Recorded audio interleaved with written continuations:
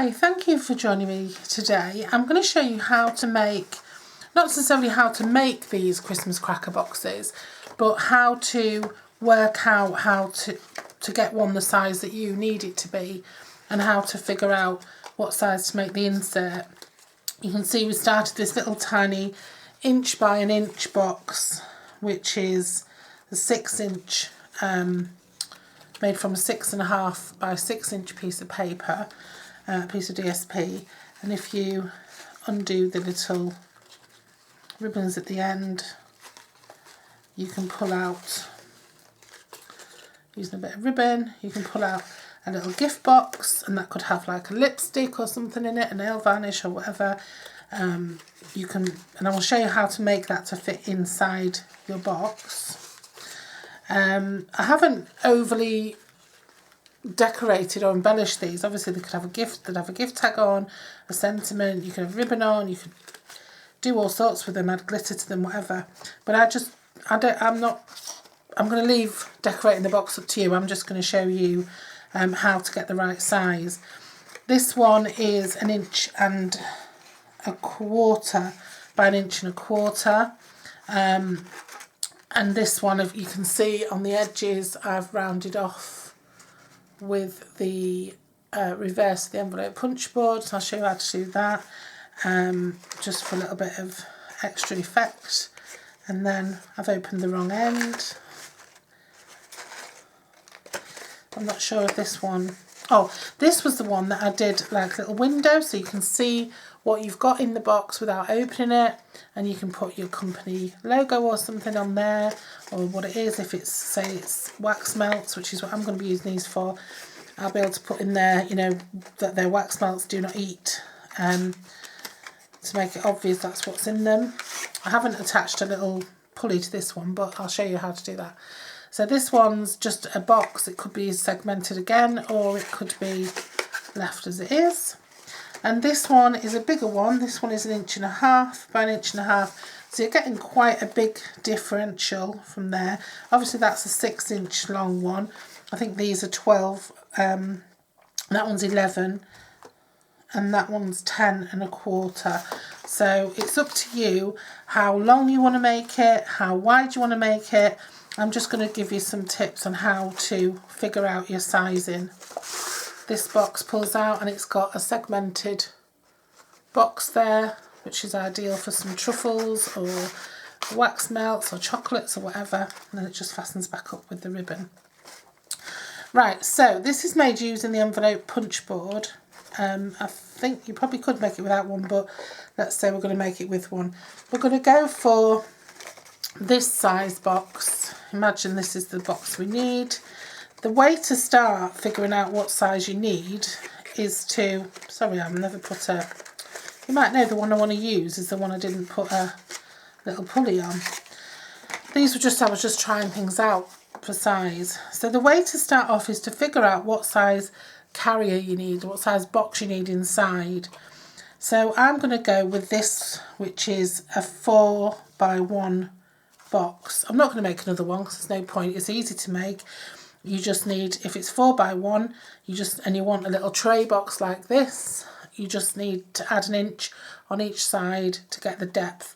So you need a piece of cardstock which measures 6 by 3, and then you just score it 1 inch on each side, cut up in your bottom right hand corner and put your adhesive on your tabs and just fold it together to make your little box.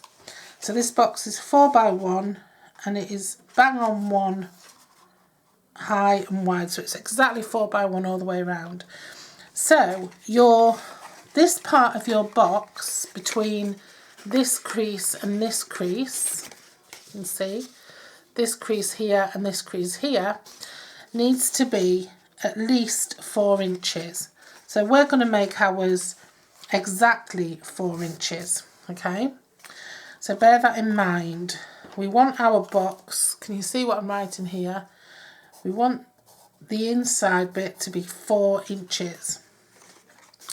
Now what we want is another inch here sorry, what we want is a measurement here and then a measurement to the end. So again, it's up to you how big you make that. You could make that 1 inch, so that's +1 and +1, and then the little cracker bit on the end can be 1.5 if you want, 1.5 plus 1.5. And then we'll add all those together. So we've got 4, 5, 6, 7, 8, and the 2 halves is 9. So we want a piece of DSP that's 9 inches by, now then, this is going to be 1 inch all the way round. It's going to be 1.25 inches all the way round, because we want to give some space for the box to slide in and out. So we have 4 sides, if we think about it. So we're going to put 1.25 inches times 4, which is 4 times 1 is 4, and times the quarter is another 1. So that's 5, and then we need 1/4 of an inch to glue it together. So 5 1/4. So our piece of starting paper is 9 inches by 5 1/4. So do you understand how I arrived at that? Obviously we've got 4 sides, we need a little flap to glue together. So that was the 4 times 1 1/4, and then we added on the quarter, yeah? 4 times 1 1/4 is 5, and then added on the quarter. And then for the 9, we had our box is going to be 4, then we're going to have 1 inch for this little cutout piece, and then we're going to have 1.5 inches at each side. And then this little box should fit in nicely. So we need to get our box cut out, our paper cut out. We need 9 by 5 1/4. I think I'm going to use this side because that would clash. So I'm going to use the starry side, and there's no directional pattern really on this, I don't think.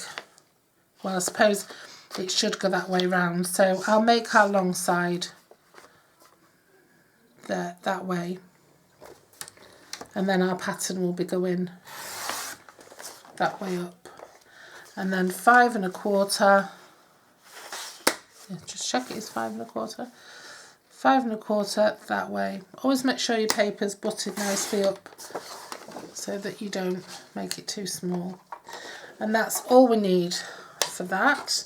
You could score it using the trimmer. Oops, sorry, but I'm going to score it using my Simply Scored, which is covered in glitter.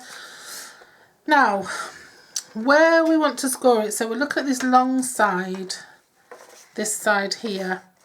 We said we wanted 1.5 inches, didn't we, into here. So the first score line is at 1.5 inches. And then we said we wanted 1 inch.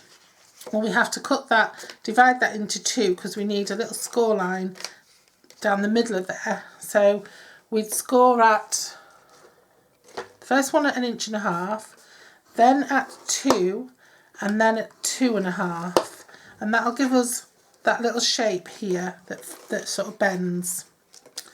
And then our box wants to be 4, so we'll cut it 6. I can't see what I'm doing there. So we'll cut it 6.5. And then again, we want that little 1/2 inch and the other 1/2 inch. So we'll cut it, sorry, the light is really bad here. 7, and that's it. That gives us all our score lines that way. And then we'll turn it this way, and we said we wanted it to be 1, did we say we wanted it to be 1.25 inches, didn't we? So our first score line will be 1.25 inches, and then it'll be 2.5, 3 3/4, and then 5, because we're going to have that little piece to glue it on with. And that is it in terms of scoring. Now, if you wanted to make your box chunkier, then you'd make these measurements, I'll show you on the reverse because it's easy to see. You'd make these deeper. So if you wanted your box to be wider, you'd make these wider. If you wanted it to be longer, you'd make all of your measurements longer. Not necessarily, I mean, you could just make that longer and these longer if you want, and just leave your inch in the middle.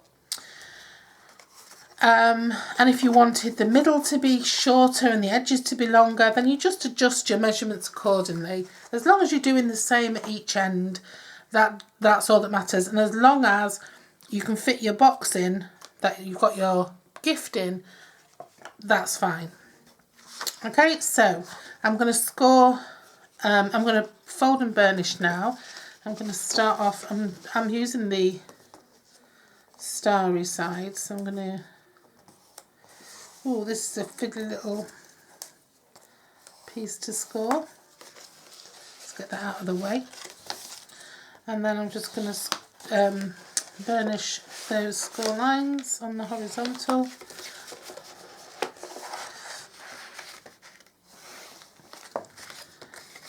And I hope you see what I'm trying to achieve here, that I'm not just showing you how to make a box, I'm showing you how to make a load of boxes, all in the same theme that are different sizes. I want you to understand how, you know, the process of designing the box works more than anything else. Now when you get to these, I'll do it on the reverse so you can see better. When you get to these score lines, you've got 3 score lines in a row. You want your outer one, the outer 2 actually, to be folding up like your mountains, and your inner one to fold down to make a valley. So you've got this shape going on. You've got your end, then you've got your little valley, and the same at the other end. So once you've got that shape going on, burnish it nice and strongly as well, because the crisper you can get it, the better your cracker will turn out. So give it a nice good burnish. Remember, your peaks are at the 2 ends and your valley is in the middle.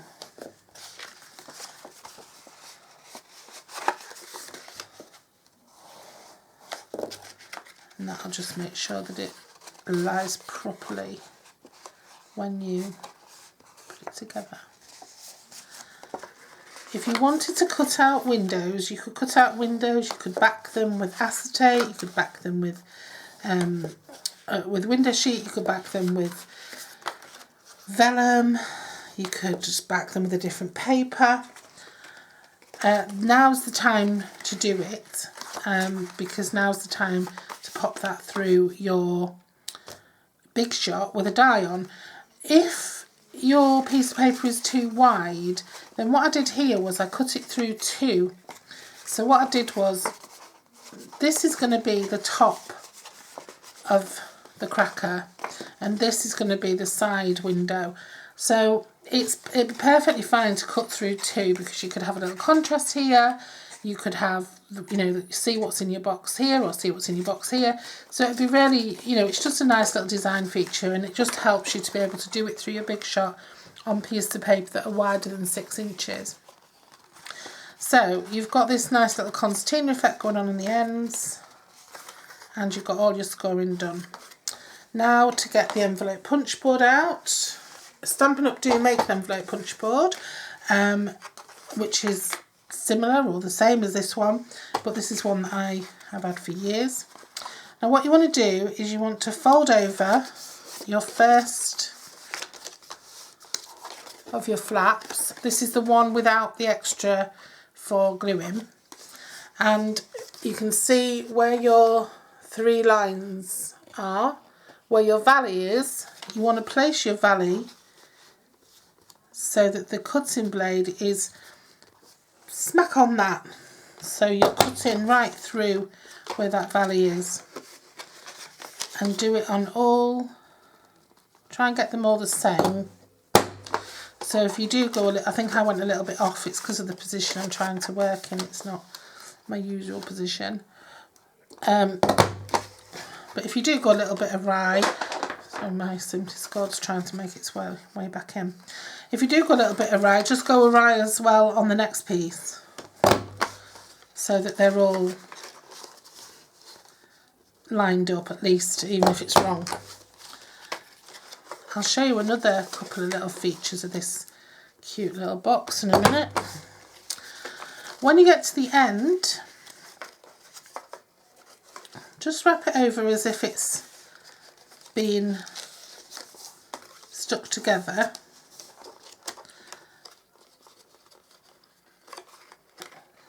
It's a little bit harder with the smaller ones, but just wrap it as if it's been stuck together, and then just pop it in. It might be a little bit of a squeeze because you've got 3 layers there, and then just cut through that just to keep your shaping consistent. And where I'm cutting through, I'll show you if I can. Where I'm cutting through is exactly, I'm pushing my paper through like so, and then exactly where the centre of the cutter is, that's where I'm cutting. So I'm lining this score line up. I hope that makes sense. If it doesn't, I'll try and make better sense on my blog. I'll take better pictures. The little pieces that come out are really cute little Christmas decoration shaped, bauble shapes. So if you wanted to use them as embellishments on another project, you could. The other thing, like I said, you can do with this is you can trim off the edges and make a nice little shape, as I have with this one. Or with this one, I did it the other way and I used the actual cutter here, and I cut the edges off, the corners off, and just folded down the DSP as some contrast. There's lots of things you can do. Right, I'll show you how to do that. Just glue it together first. So first of all, just put some glue. You can use tape, you can use whatever you want. I'm using Tombow. Just down this little slither here. You can make that bigger, but try and keep, you know, I mean, if you're gonna be making a lot of these, then you might want to try and just keep it so that you're only, you can get, you know, at least 2 out of a piece of 12 by 12 or something. And that only needs to be a small join. Now this is one of the beauties of this project. You can make loads of them. So if you're like me, you're a candle maker or a wax melt maker. I'll get it out. A wax melt maker. Or if you make chocolates or whatever, then you can make loads of these when you've got a few minutes to yourself, and you can just flat pack them and use them to fill up when you want, or get the kids to fill up when you want. I love the way that these, even when they're packed, this one folds, just sort of pops in and out on itself, even with a ribbon on. So they're quite small, so if you wanted to send them in the post, you could quite easily, you know, just wrap that in you know, very simply. You're not going to have to struggle with these dodgy sort of corners. And yeah, so I'm just going to show you how to cut some shape into the corners. So you just get the reverse of your envelope punch board, push that right in and just cut through. Fold and do your next corner. Fold and do your next corner. And just keep going until you've done all 4. You know when you've done all 4 because there'll be no more to do. And that just gives you a nice little finish there. Or if you want, you can keep it nice and square. You could cut it with a die. You could get some nice, probably got some somewhere, but you could use a ribbon border and put some of that along the edge. I'd love to see what you do with this. So please, if you've got Instagram, because like I say, I'm not showing you specifically how to decorate it or whatever. Oh, this one pops in, look. If you've got an inch there, just pop in. Some of them, as they get bigger, it gets more bulky and it doesn't happen as much. But please do, if you've got Instagram, tag Crafty Little Things UK, and then I can see what you've done with yours, because I've just shown you basically how to make one. I haven't shown you anything elaborate in terms of the decoration. And I'll be putting pictures on my Instagram and my blog and stuff of the ones I've made as well, if you need some inspiration in terms of decoration. So your little box now will fit nicely into there. Okay, all nicely in there. Now there's a couple of ways you can do your box. You can either wrap some ribbon all the way around it and leave it loose and sort of dangling out the end, so you can pull it out like that. Or what I did with, was it with this one? Yeah. What I did with this one is I just, when I folded over my corner, my ends, I just trapped some ribbon in that, which looks quite nice. If you want to compartmentalise your box, I'm going to do a video on compartmentalising in a box at some point, so watch out for that. But it's very easy. All you do is you just measure the length and the width of your box, take off about an eighth of an inch just so it slots in nicely, and then just all you do is just add whatever it is, half an inch, twice, 4 times if you're doing a split of 3, and just sort of peak and trough it. But I will explain that better at some point. So yeah, so that fits in really, really nicely. And then what I'm going to do is, for this one, I'm just going to use some of this. This paper, by the way, is gorgeous. I think it's from Merry Little Christmas DSP set, the Christmas set. Just have a check in case you want to know. Yeah, it is a Merry Little Christmas, I think. If it's not, then I'll tag it below anyway, and I'll let you know what it is. Just cut off a piece of ribbon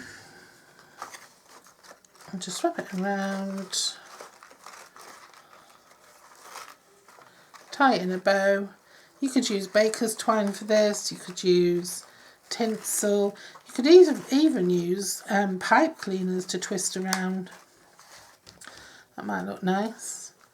This one's a bit more of an elegant one. This one was retired DSP that I've used for these. This was presents and pine cones. Right, so I'm going to finish this off as soon as I've started it. So I'm going to wrap some ribbon around there. So if you just remember that what determines the size of your cracker really is the box, whatever you need to fit in the box inside. Don't go making a stack load of crackers. It would be nice if you got both bows the same size, but me and bows are not the best of mates. Yeah, don't go making loads of these and then find that you need a box that's an inch longer. That would be terrible. And yeah, remember how I just rounded that one off. All I did for the other one, where I folded it over, was I put that into the the front side of the punch board, into this part here, and just chop through and then just fold it over. I'm just going to, feels strange that I'm not finishing it off, so I'm just going to cut, take a piece of, if that'll fit in there, just happen to have a Merry Christmas stamp here. I'm just going to finish it off with a bit of something. Yeah, that'll fit. I'll just get an ink pad.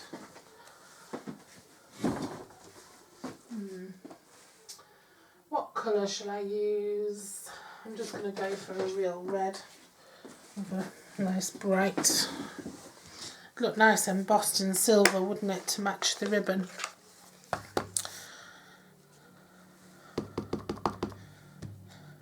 Oops, upside down.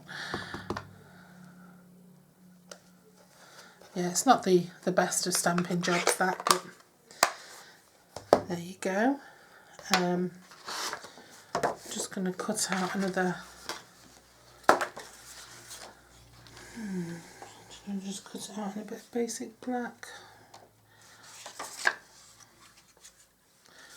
Yeah. Sorry for taking so long. It just feels wrong leaving it. Just get a scrap of basic black.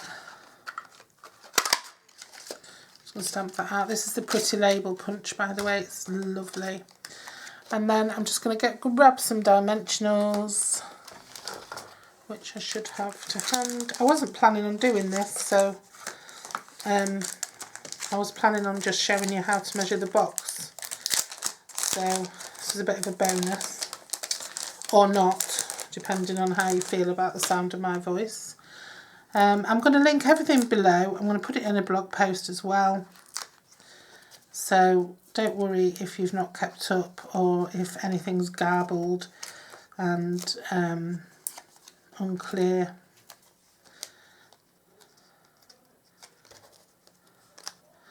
Some nice dimensionals, give it a bit of something to step it off with. And put that there. Oh, that was a good attempt at getting it nowhere near the centre. And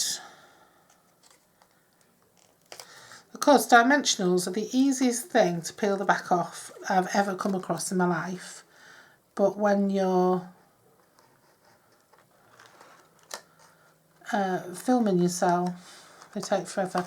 Just put that a little bit further down. It's not exactly straight, that, but like I said, I hadn't really planned. That was a bit of an impromptu bit of crafting there. But that's it. That's how you make the cracker. And I will share on my blog. I will share some different measurements for the ones that I've made. So for this one and this one and the diddy little one and this one, I'll share all the measurements for these as soon as I write my blog post, and it'll just help you to get yourself going. If you do need measurements for something that you haven't got and I can help, just leave me a message in the comments or leave me a message on my blog, which is, by the way, I haven't even told you what my blog is. It's crafty little thing. No, it's not. It's craftylittle.blog.com, and I can help you with some measurements if you need that. That's really pretty, actually. I quite like that. I think I'm going to make some more of those. So you go off and make some now, and happy crafting. Have a great time doing what you can with what you've got. That's my motto. Make the most of what you've got. Do what you can with what you've got. Whatever. I've forgotten my own motto now. Right, so thank you for joining, and subscribe if you want to hear me rambling on aimlessly again. And go and check out my blog. My website is craftylittlethings.uk.com, but that's sort of my shop. I do have a blog there, but it's not papercraft specific. It's just a crafty blog, and a small business type blog. But my craftylittlblog.com is where I do all my paper crafting tutorials and demos and offers and things like that. So if you want to know how to make this cute little thing, and this video didn't make it clear, go there and you might get a bit more info. Okay, thank you for watching. Bye.